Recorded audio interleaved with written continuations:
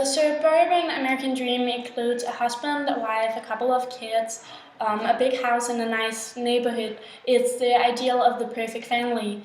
And on the surface, everything is perfect. However, it's not like that at all, because we all been teased to believe in these American goals that is equal to success in life, that we can own these material objects, that we go to college, get a degree, and then we get a job so we can afford some luxuries and we can have babies, so we can all live the American dream like all the other stars.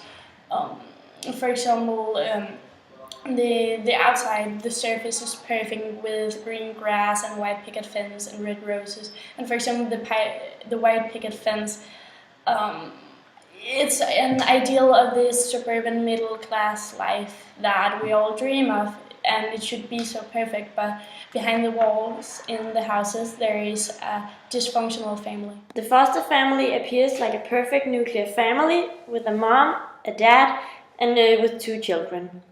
But they're dysfunctional. They're getting divorced, and the dad is getting replaced with a new man. And when the family are cleaning up at the attic, the father finds some old board games. He wants to keep them, but the rest of the family wants to throw them out. The board game symbolizes the old functional family, which now are thrown out and getting replaced. How can still some of use be related to some of the other text, films, or TV series we've read or seen in the course American Suburbia? We've chosen to relate Still of Some Use to A Serious Talk by Raymond Carver because the 2 short story deals with the same issue, about 2 men who are being excluded from their families. Even though the 2 short story deals with the same issue, the 2 different short stories have very different writing techniques. Raymond Carver is very minimalistic, and in his short story, A Serious Talk, the reader have to actively interpret it on the sparing information and the despairing descriptions that is giving to the reader in the text. On the other hand, John Updike makes use of a more symbolic and metaphorical language. He, opposed to Carver, provides the reader with more character descriptions, and he's also commenting on the characters' actions.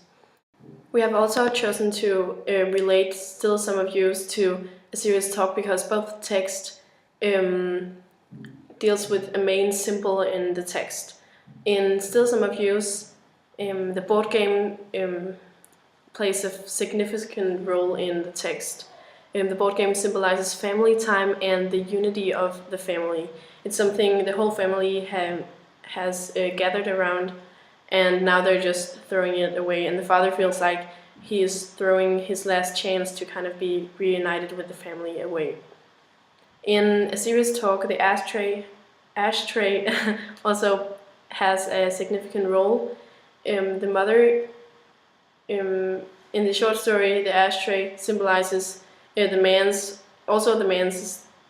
last chance to kind of have this to be reunited with the family, like in the other story. But it can also symbolize the classic idea of the ideal American suburban family, where the mother is in the kitchen cooking and the father is watching television, maybe smoking a cigarette or a cigar in the living room.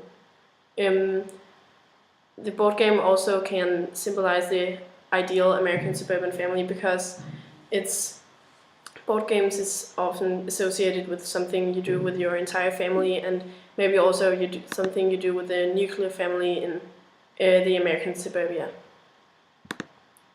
If you look at the difference between today and in the past, you can see of the suburban lifestyle. You can see that the families in the 1950s, they were portrayed in the media as a more perfect family. For example, in the TV hit series called Leave It to Beaver, it's about this suburban family of 2 kids and a mom and a dad.